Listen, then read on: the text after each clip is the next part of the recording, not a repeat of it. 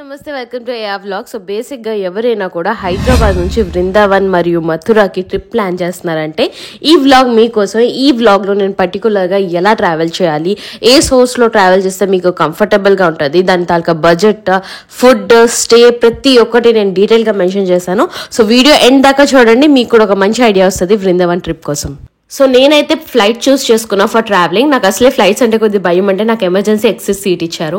అట్లుంటది మన తలరాత. వెనకాల అంకుల్ పల్లీలు నవ్వుతున్నట్టున్నాడు. హైదరాబాద్ టు మథురా మొత్తం 2 ఆప్షన్స్ అనమాట, ఒకటి ఫ్లైట్, ఒకటి ట్రైన్. ట్రైన్ కనుక మీరు చూస్ చేసుకుంటే మీకు మొత్తం 24 hours పడుతుంది. అంటే ఈ రోజు మార్నింగ్ మీరు స్టార్ట్ అయితే నెక్స్ట్ డే మార్నింగ్ 5కి మీరు రీచ్ అవుతారు. ఫ్లైట్ చూస్ చేసుకుంటే మొత్తం 5 hours. హైదరాబాద్ నుంచి ఢిల్లీ రీచ్ అవడానికి takes around 2 hours and flight తర్వాత ఢిల్లీ ఎయిర్పోర్ట్ నుంచి నిజాముద్దీన్ రైల్వే స్టేషన్కి takes around 30 minutes and then మళ్ళీ రైల్వే స్టేషన్ నుంచి మథురా రైల్వే స్టేషన్కి ట్రైన్లో అయితే ఒక 2.5 hours. సో టోటల్ మనకు ఒక 5 hours ఒకవేళ మనం ఫ్లైట్ చూస్ చేసుకుంటే మథురా రీచ్ అవుతాం. మథురా బృందావన్ లో ఆటోస్ కూడా భలే క్యూట్ గా బ్యూటిఫుల్ గా ఉన్నాయి.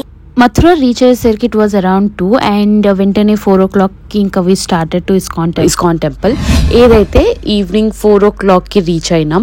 సో బేసిక్గా ఈవినింగ్ టైం పర్టికులర్గా బృందావన్లో మస్ట్ విజిట్ టెంపుల్స్లో అయితే ఫస్ట్ అవుతుంది ఇస్కాన్ టెంపుల్, సెకండ్ అవుతుంది ప్రేమ్ మందిర్.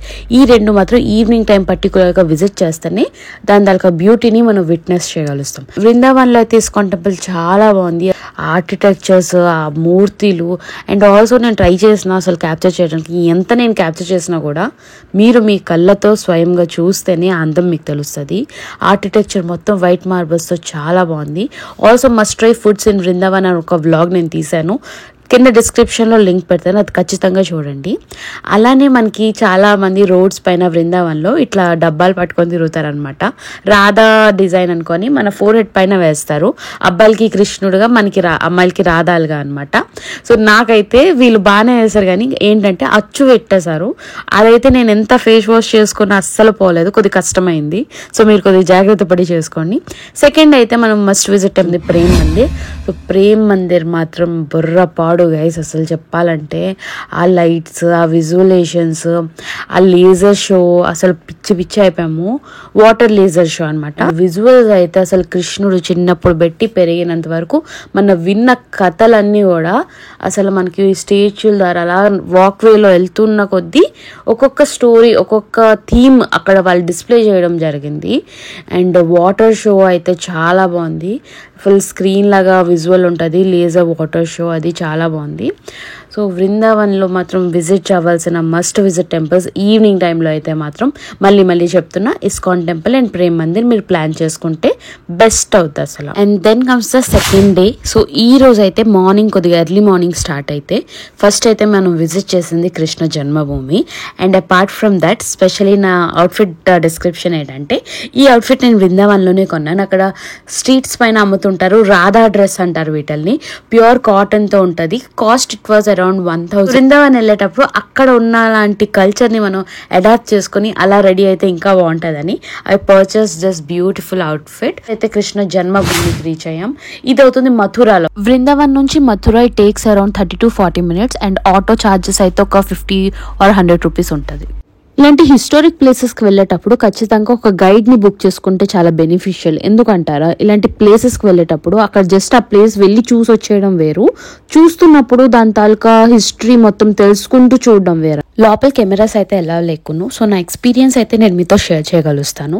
సో బేసిక్గా కృష్ణుడు పుట్టింది ఒక జైల్లోనని మనందరికీ తెలుసు. సో లోపల 5000+ years పాత జైలు కంసుడు దేవికని ఇంకా వాసుదేవిని బంధించి ఉంచాడు. ఆ జైలు ఒక స్థానమే కృష్ణుడు జన్మస్థానం.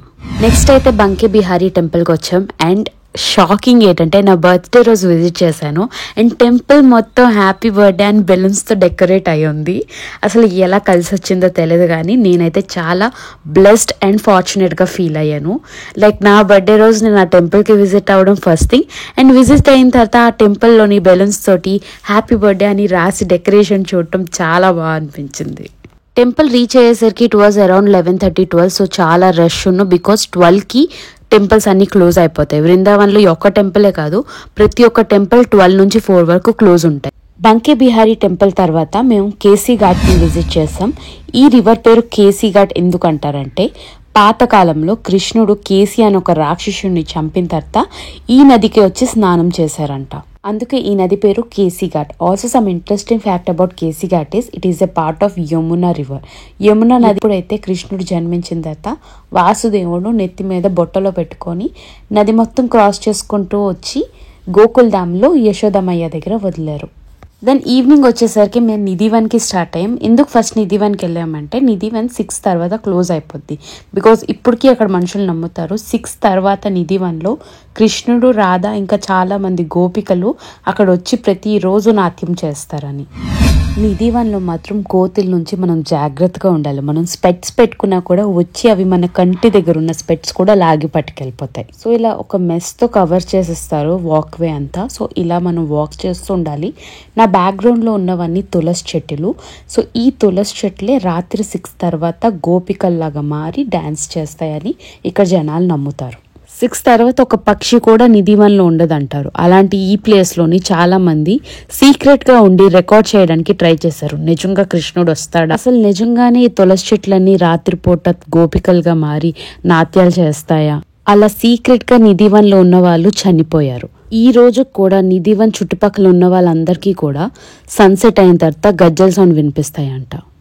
So my next destination was Dwarkadhish temple, ఏదైతే మథురలో ఉన్నది. ఈ టెంపుల్కి లోపల వరకు వెళ్ళాలంటే మనం రిక్షాలో వెళ్ళాలి. బికాజ్ అక్కడ స్ట్రీట్స్ చాలా చిన్నగా ఉంటాయి కాబట్టి ఆటోస్ లోపల వరకు వెళ్ళవు. సో ఇలా రిక్షాలో ట్రావెల్ చేయాలి. చాలా మస్తు అనిపించింది నాకైతే. ద్వారకాధీష్ టెంపుల్ 1814లో కన్స్ట్రక్ట్ చేశారు అండ్ దాని ఆర్కిటెక్చర్ మొత్తం రాజస్థానీ స్టైల్లో ఉంటుంది. ఈ టెంపుల్లో దేవుడి పేరు ద్వారకానాథ్, ఏదైతే కృష్ణుడిది ఇంకో రూపం. ఈ టెంపుల్లో కృష్ణుడి మూర్తి బ్లాక్ మార్బుల్ తో చేశారు. ఈ టెంపుల్లో కృష్ణుడు ధరించే ప్రతి ఒక్కటి, జ్యువెలరీ అయినా, బట్టలైనా, లేదా భోగం అదే కృష్ణుడికి పెట్టే ప్రసాదమైన ప్రతి ఒక్కటి ఆ టెంపుల్ లోపలే ప్రిపేర్ చేస్తారు. నేను టెంపుల్ విజిట్ అయ్యేసరికి టైం ఈవినింగ్ 6 ఏదైతే ఈవినింగ్ హారతి. సో చాలా బాగా దర్శనం అయింది. ఏదైనా మార్నింగ్ విజిట్ చేయండి, లేదంటే ఈవినింగ్ అరౌండ్ 6కి కనుక మీరు విజిట్ చేస్తే హారతికి మీరు అక్కడ ఉన్నట్టు ఉంటుంది. దర్శనం మంచిగా అనిపిస్తుంది. ద్వారకాధీష్ బ్యాక్ సైడే విశ్రామ్ ఘాట్ అని ఒక నది ఉంటుంది. ఆ పేరు విశ్రామ్ ఘాట్ ఎందుకంటే కృష్ణుడు కంసుడిని చంపిన తర్వాత అక్కడికే వెళ్లి విశ్రాంతించాడు, అందుకే దాని పేరు విశ్రామ్ ఘాట్. ఆల్సో ద్వారకాధీష్ విజిట్ చేసేటప్పుడు బయట ఉన్న స్ట్రీట్ ఫుడ్ అయితే అస్సలు మర్చిపోకండి, స్కిప్ చేయొద్దు. నేనైతే ఆలూ టిక్కీ చాట్ ట్రై చేశాను, బాగుంది. చాయ్ కూడా చాలా బాగుంది అక్కడ. బట్ పానీపూరికి వచ్చి తేడా కొట్టింది నాకు, కానీ ఈ చాట్ మాత్రం అల్టిమేట్ ఉన్నాను. So after Dwarkadhish temple Vrindavan లో ఉన్న బిర్లా మందిర్ కి విజిట్ చేశాను. నేను వెళ్ళిన టైంకి మళ్ళీ ఇక్కడ కూడా హారతి ప్లస్ భజన జరుగుతున్నాను.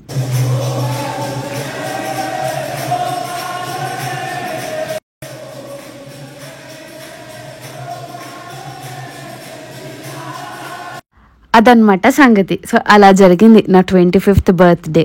బృందావన్ వెళ్ళాలని ఎప్పుడు పెట్టో ఉన్నాను, కానీ నా 25th బర్త్డేకి వెళ్తానని అనుకోలేదు.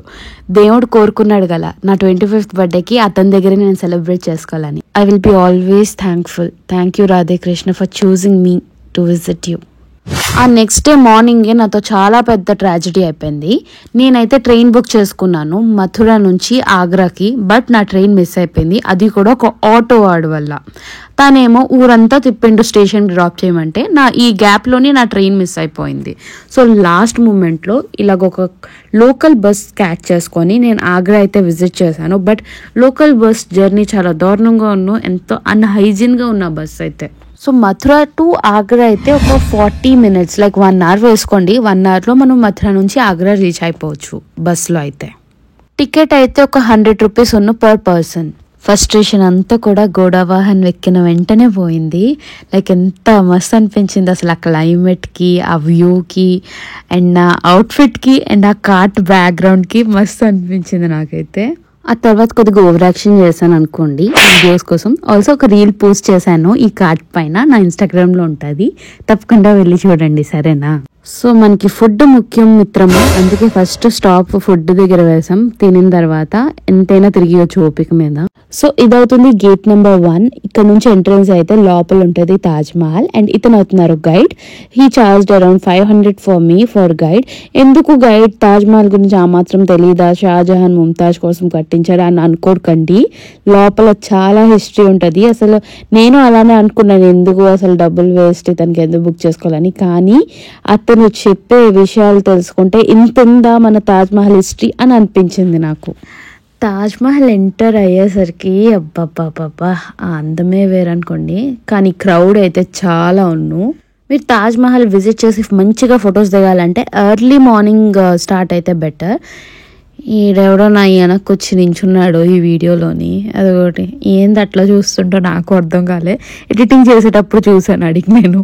ఈ రెడ్ టాప్ ఇంగ్లీష్ అక్క గొప్ప నవ్వెత్తుంది.